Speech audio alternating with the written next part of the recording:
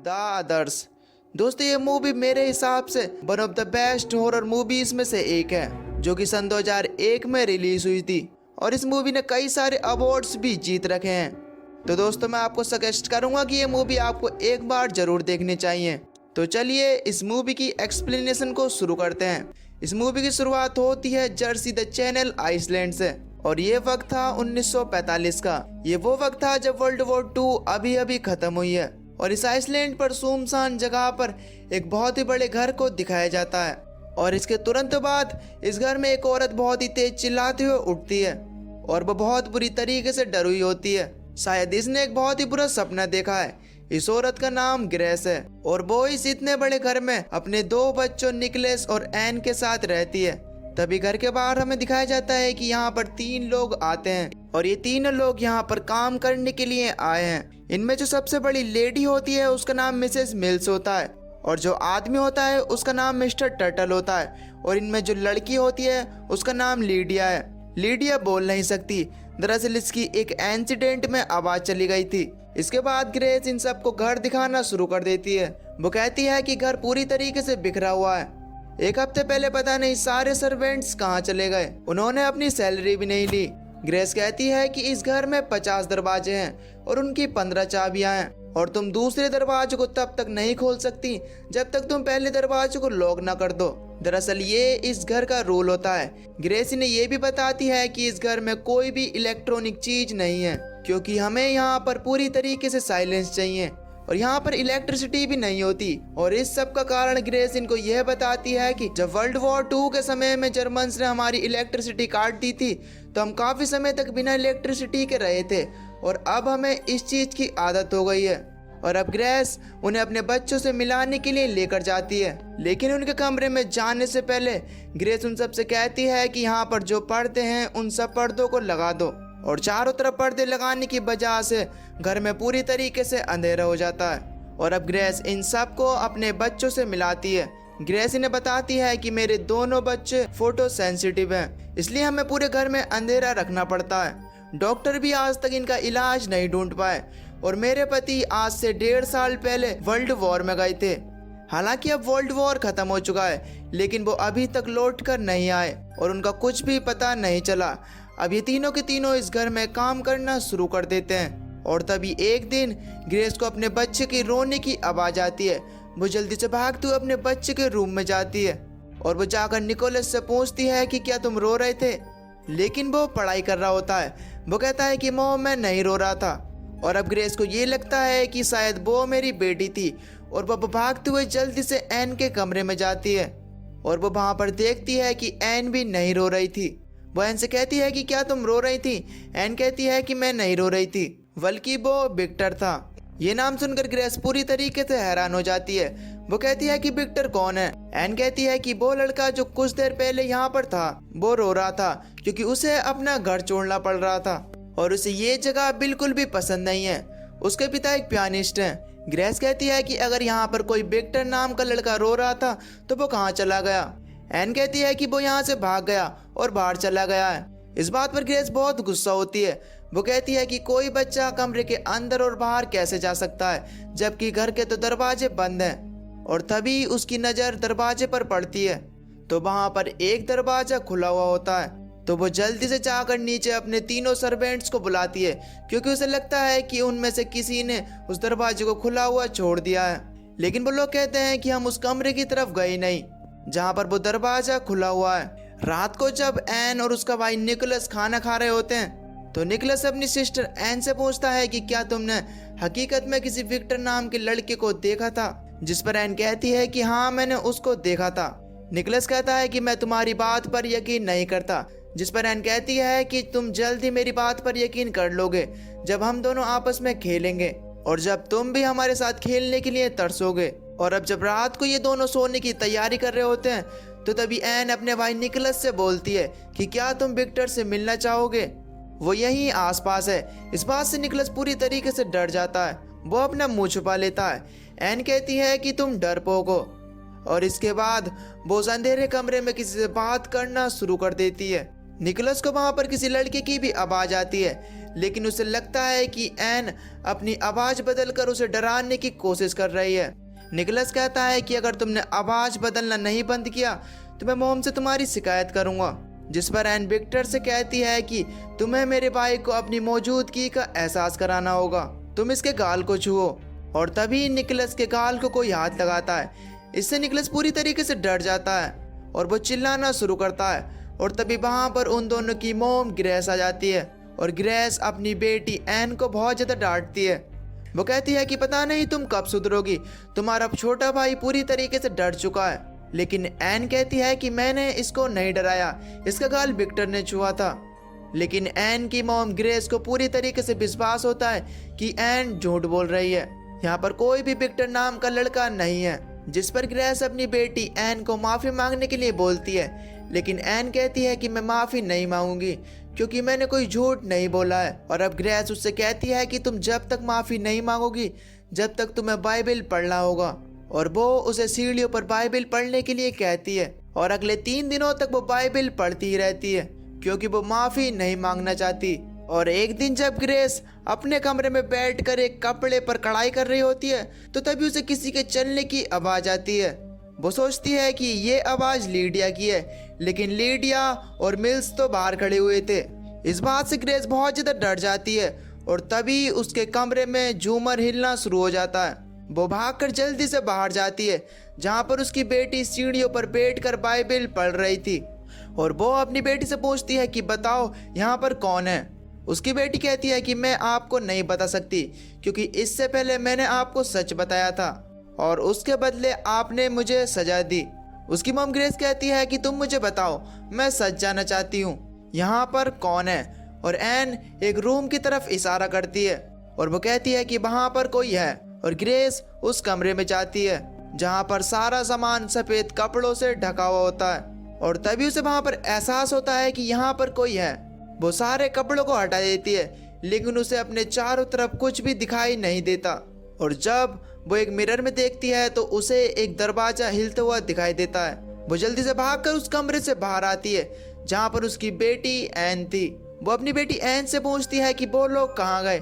N कहती है कि क्या आपने उन्हें नहीं देखा, वो हमारे चारों तरफ हैं और वो ये कह रहे थे कि ये घर उनका है। और वो कह रहे थे कि यहाँ पर जितने भी पर्दे लगे हुए हैं वो उन सब पर्दों को हटाने वाले हैं। और इस बात से ग्रेस बहुत ही बुरी तरीके से हैरान हो जाती है। वो बहुत ज्यादा परेशान है क्योंकि उसे वहाँ पर किसी के चलने की, किसी के होने की आहट महसूस हो रही थी, लेकिन उसे यहाँ पर कोई भी दिखाई नहीं दे रहा था। और तभी एन अपनी मॉम को एक स्केच दिखाती है।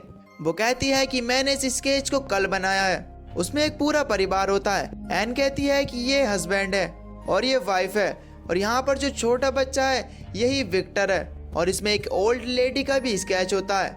इन सब स्केचेस के ऊपर एक नंबर डला हुआ होता है। ग्रेस अपने बेटी से पूछती है कि इन सब नंबर्स का क्या मतलब है।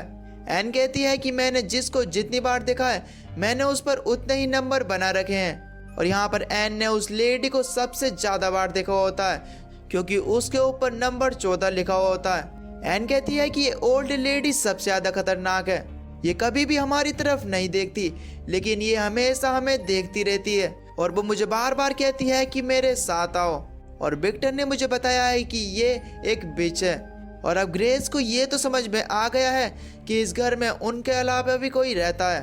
अब वो अपने सभी सर्वेंट्स को बुलाकर उनसे कहती है कि हमें अपने पूरे घर को छानना होगा और सब के सब घर की तलाशी लेना शुरू कर देते हैं। और जब ग्रेस घर की तलाशी कर रही होती है तो उसे वहाँ पर एक एल्बम मिलती है और तभी वहाँ पर मिसेस मिल्स आ जाती हैं। ग्रेस उनसे कहती है कि इस एल्बम में जितने भी लोग हैं वो सब के सब सो रहे हैं और ये कौन है। मिसेस मिल्स उनसे कहती है कि ये सब के सब लोग सो नहीं रहे बल्कि मर चुके हैं, यानी कि ये मुर्दों की एल्बम है। दरअसल लास्ट सेंचुरी में कुछ ऐसे लोग थे जो लोगों के मरने के बाद उनकी फोटो लिया करते थे और उसे एल्बम में लगा दिया करते थे क्योंकि उनका ऐसा मानना था कि उनकी आत्मा इन फोटोज के जरिए जिंदा रह सकती है। इस बात से ग्रेस को बहुत ज्यादा डर लगता है और वो कहती है कि मैं इस घर में रहना नहीं चाहती।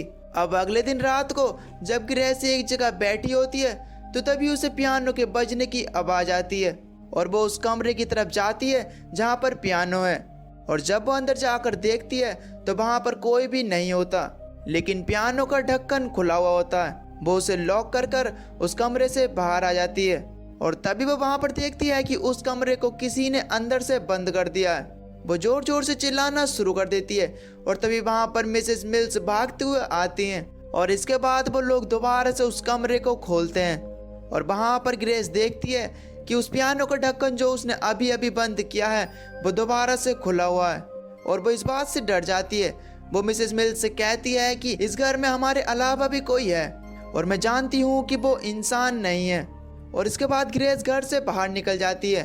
वो कहती है कि मैं पास ही के गांव में जा रही हूँ जहाँ पर फादर रहते हैं और मैं चर्च के फादर को यहाँ पर लेकर आऊँगी।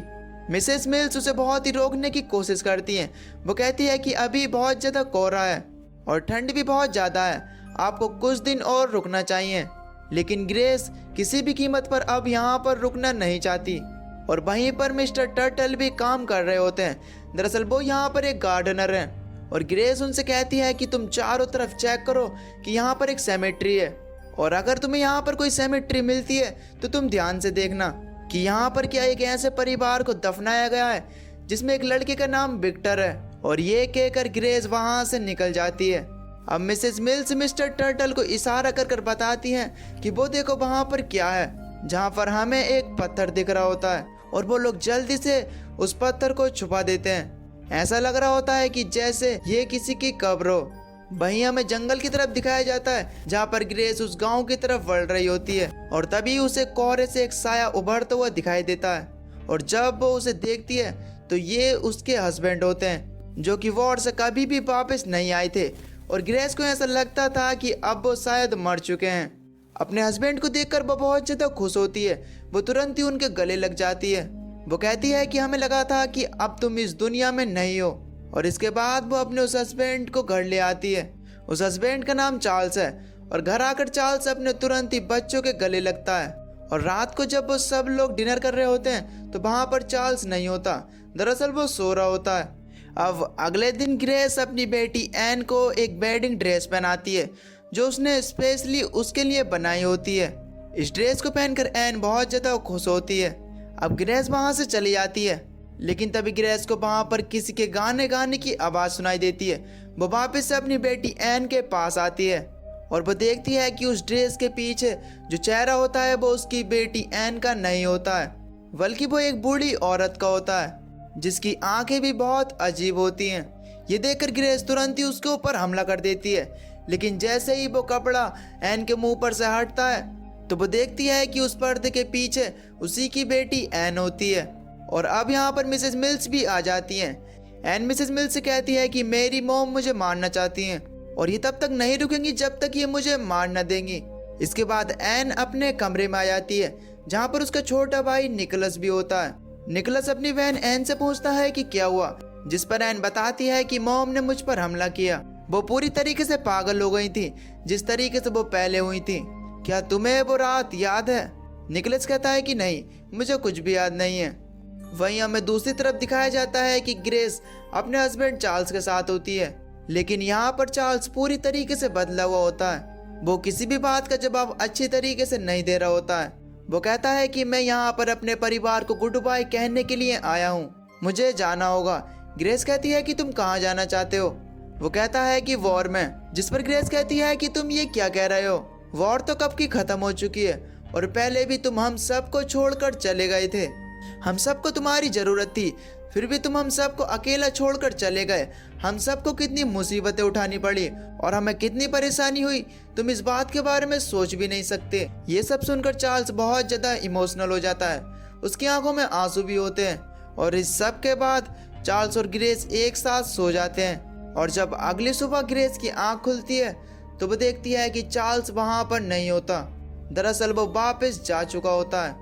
वहीं दूसरी तरफ जब एन की आंख खुलती है तो वो जोर से चिल्लाती है क्योंकि उनके घर में जितने भी पर्दे लगे हुए होते हैं वो किसी ने हटा दिए होते हैं। ग्रेस जल्दी से भागकर वहां पर आती है और वो अपने बच्चों को कहीं पर अंधेरे वाली जगह पर छुपाने की कोशिश करती है लेकिन घर में कहीं पर भी पर्दे नहीं होते।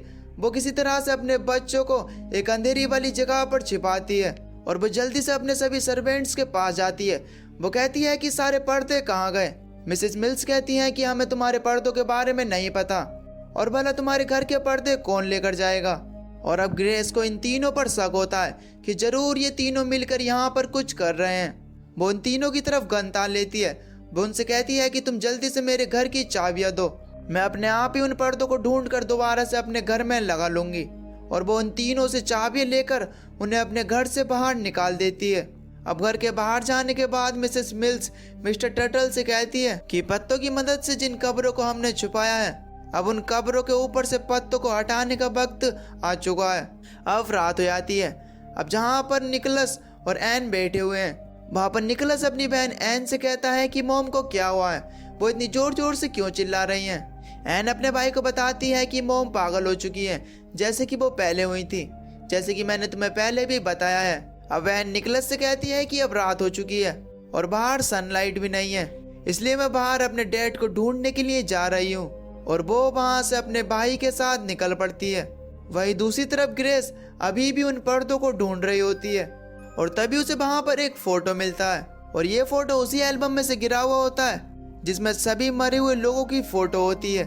इस फोटो पर तारीख लिखी हुई होती है दिसंबर 1891, यानी कि आज से 54 साल पुरानी। और जब ग्रेस उस फोटो को पलट कर देखती है तो उसके अंदर मिसेस मिल्स, मिस्टर टर्टल और लीडिया की फोटो होती है, जो तीनों के तीनों उस फोटो में मर चुके हैं। ये देखकर वो पूरी तरीके से शॉक्ड हो जाती है। वहीं हमें दूसरी तरफ जंगल में एन और निकोलस को दिखाया जाता है, जहाँ पर उन्हें 3 कब्रें दिखती हैं। एन भागकर उन कब्रों के पास जाती है और वो देखती है कि उन कब्रों पर उन तीनों सर्वेंट्स के नाम लिखे हुए होते हैं जो कि उनके घर में काम कर रहे थे। और एन समझ जाती है कि वो तीनों इंसान नहीं बल्कि आत्माएं हैं। और तभी एन अपने भाई की तरफ देखती है और वो देखती है कि वो तीनों सर्वेंट्स उसके भाई की तरफ खड़े हुए हैं। और वो अपने भाई को वहां से भागने के लिए कहती है और ये दोनों वहां से भाग जाते हैं। तब तक ग्रेस भी वहां पर आ जाती है, उसके हाथ में एक गन होती है। वो उन तीनों से कहती है कि तुम आगे मत बढ़ना। मिसेस मिल्स उससे कहती है कि आज से 50 साल पहले हम तीनों ट्यूबरक्लोसिस की वजह से मर चुके हैं। ग्रेस उनकी तरफ गोली भी चलाती है, लेकिन ये तीनों आत्माएं हैं जिससे उन पर गोलियों का भी कोई भी असर नहीं होता। और इसके बाद ग्रेस जल्दी से अपने बच्चों को लेकर घर में आ जाती है और घर के दरवाजे के बाहर वो तीनों लोग खड़े हुए हैं। ये तीनों कहते हैं कि हमें अंदर आने दो। ग्रेस अपने तीनों बच्चों को ऊपर भेज देती है। ग्रेस उनसे कहती है कि तुम लोग मर चुके हो और तुम लोग हमें यहाँ पर अकेला क्यों नहीं छोड़ देते। मिसेस मिल्स ग्रेस से कहती है कि अगर हम तीनों लोग यहाँ से चले गए तो तुम्हें लगता है कि क्या वो लोग तुम्हें यहाँ पर अकेला छोड़ देंगे। ग्रेस कहती है कि कौन, जिस पर मिसेस मिल्स कहती है कि जो लोग यहाँ पर जबरदस्ती से रह रहे हैं और अब वो लोग इस घर के अंदर तुम्हारे बच्चों के साथ हैं। तुम मेरा विश्वास करो, आज नहीं तो कल वो लोग तुम्हें ढूंढ ही लेंगे। और वहीं हमें दूसरी तरफ दिखाया जाता है जहाँ पर एन और निकोलस छुपे हुए हैं। और तभी वहाँ पर एक बूढ़ी औरत आती है और ये बूढ़ी औरत वही होती है जिसे कई बार एन ने ड्रॉ किया है। एन बहुत जोर से चिल्लाती है। ग्रेस उसकी आवाज सुनकर बहुत ज्यादा डर जाती है। मिसेस मिल्स कहती हैं कि उन लोगों ने उन्हें ढूंढ लिया है और अब हम कुछ नहीं कर सकते, तुम्हें ऊपर जाना होगा और उन लोगों से बात करनी होगी। और अब ग्रेस धीरे धीरे डरते हुए उस कमरे की तरफ बढ़ती है जहाँ पर उसके बच्चे हैं। और जब वो उस कमरे में जाती है तो वो वहाँ पर देखती है कि वहाँ पर 5 लोग एक टेबल पर बैठे हुए हैं और वहाँ पर उसके बच्चे भी होते हैं। और वो वहाँ पर देखती है कि उसकी बेटी एन एक बूढ़ी औरत के पीछे खड़ी हुई है। ये वही बूढ़ी औरत होती है जिसे एन बार बार देखती है। और वो बूढ़ी औरत एन से पूछती है कि बताओ इस कमरे में क्या हुआ था। एन उसके कान में कुछ कहती है और तभी वो बूढ़ी औरत कहती है कि तो तुम्हारी मॉम ने तुम्हारा मुंह तकिए से दबाकर तुम्हें मार दिया था, और अगर तुम जिंदा नहीं हो तो तुम यहाँ से क्यों नहीं चले आते, तुम लोग यहाँ पर क्या कर रहे हो। और ये सुनकर वहाँ पर मौजूद एन, निकोलस और ग्रेस वहाँ पर चिल्लाना शुरू कर देते हैं कि हम लोग जिंदा हैं, हम लोग नहीं मरे हैं। और ग्रेस उनके टेबल पर जो पेपर होते हैं उन्हें फाड़ना शुरू कर देती है। और अगले ही कुछ ही पलों बाद इस टेबल पर वो 5 ही लोग बैठे हुए रह जाते हैं जो कि इस टेबल पर पहले से ही बैठे हुए थे। यहाँ पर उन 5 लोगों में से एक औरत होती है जो कि विक्टर की मॉम होती है। विक्टर वही बच्चा है जिसे एन बार बार देखती है, जिसके बारे में एन ने अपनी मॉम ग्रेस को बताया हुआ होता है। विक्टर की मॉम कहती है कि कल सुबह हम लोग इस घर को छोड़कर यहाँ से चले जाएंगे। और विक्टर के डैड भी इस बात को मान जाते हैं। और इसके बाद हमें ये दिखाया जाता है कि ग्रेस अपने दोनों बच्चों को गले लगाकर वहां पर रो रही होती है और यहाँ से हमें पूरी कहानी समझ आती है। दरअसल दोस्तों असल में ये तीनों लोग जिंदा नहीं होते हैं, ये तीनों लोग आत्माएं होती हैं। ये बात जब की थी जब ग्रेस के हस्बैंड वर्ल्ड वॉर में मारे गए थे और इसके बाद ग्रेस पूरी तरीके से अकेली हो चुकी थी। वो अपने बच्चों को बाहर लेकर भी नहीं जा सकती थी क्योंकि उनके बच्चों को फोटो सेंसिटिव है। इस वजह से उसे समझ में नहीं आ रहा था कि आखिर उसे क्या करना चाहिए। वो अपनी जिंदगी से पूरी तरीके से परेशान हो चुकी थी और उसके बच्चों की इस बीमारी का कोई भी इलाज नहीं था। तो उसने एक दिन परेशान होकर अपने दोनों बच्चों के मुंह को तकिए से दबाकर उन दोनों को मार दिया और इसके बाद एक गन उठाकर अपने आप को भी शूट कर लिया। लेकिन मरने के बाद भी उन लोगों को लगता था कि वो लोग नहीं मरे हैं और इसके बाद ग्रेस ने फैसला किया कि वो एक अच्छी माँ बन के दिखाएगी। और अब जब हम सारी सच्चाई जान चुके हैं तो इन बातों का कोई भी मतलब नहीं बनता कि हम लोग कहाँ पर हैं। और जब ग्रेस के हस्बैंड चार्ल्स वापस से अपने घर आए थे तो वो उनकी आत्मा थी। दरअसल वो आखिरी बार अपने बच्चों को, अपने परिवार को देखना चाहते थे और वो उन्हें लास्ट बार गुड बाय कहना चाहते थे, इसलिए वो वापस लौट कर आए थे।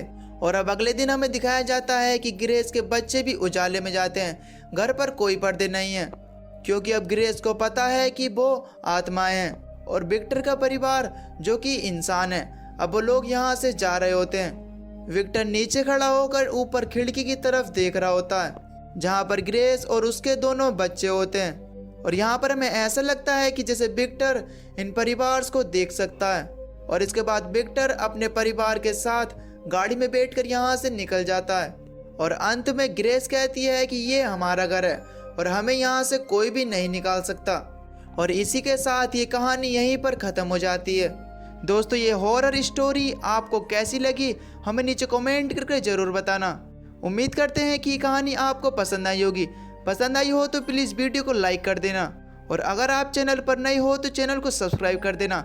बाकी मैं मिलता हूँ आपको एक न्यू वीडियो में, तब तक के लिए till then take care, love you, bye bye.